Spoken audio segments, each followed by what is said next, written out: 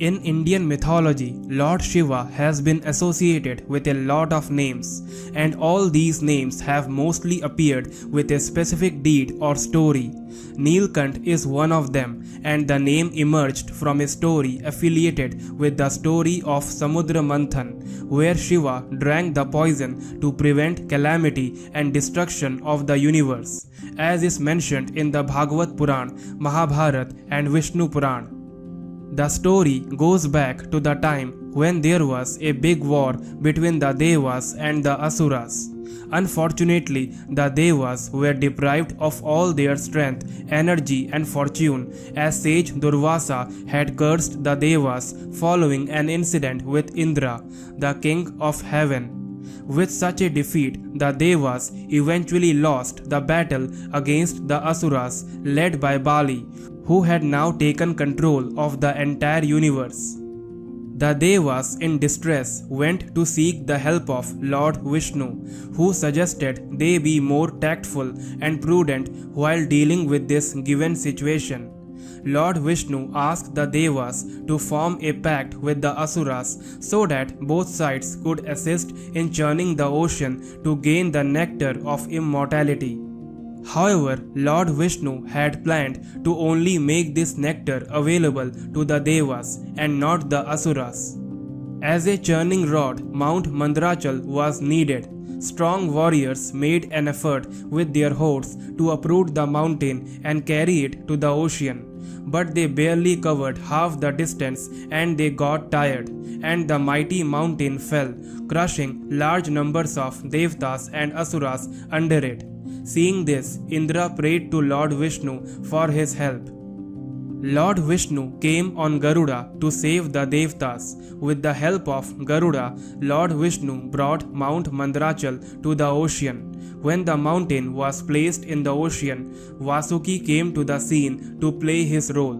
Lord Vishnu addressed him by saying, "Play your role and you shall receive your share of nectar.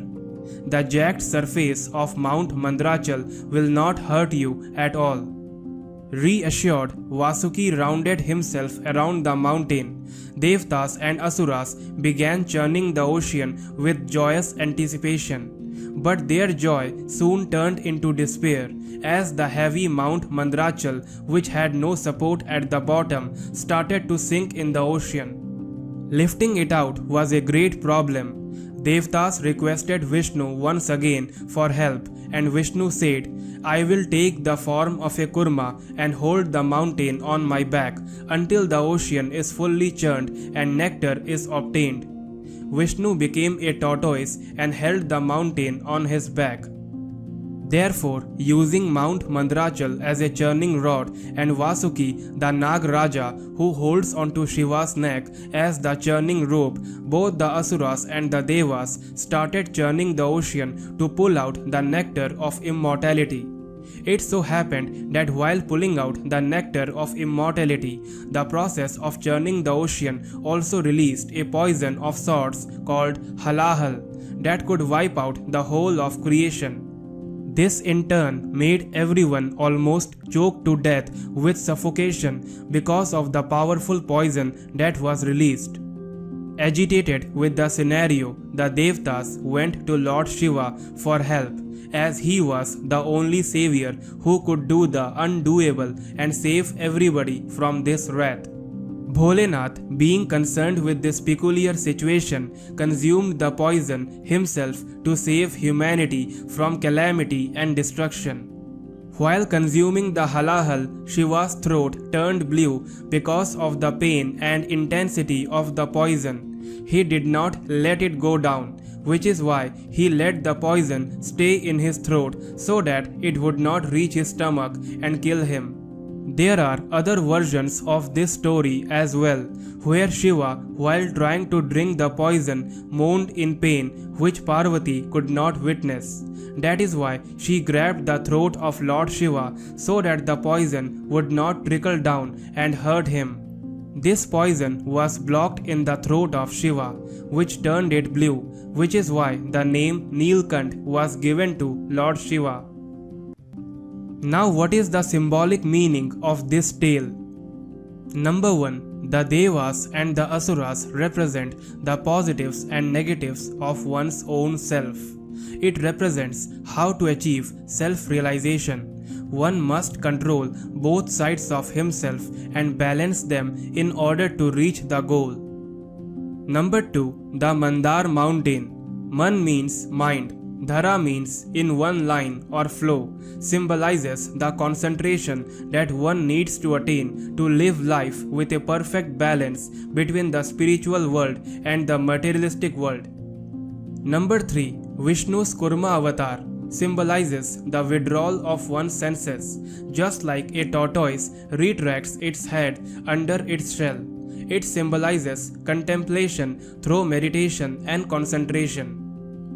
Number 4. Vasuki, the serpent king, was used as the churning rope, and it signifies the desire to attain the nectar of immortality. It's as if the Devas and Asuras churned their minds with a rope of desire. Number 5. The ocean of milk is the collective human consciousness or the mind, which is vast and is filled with both the positive and the negative realms.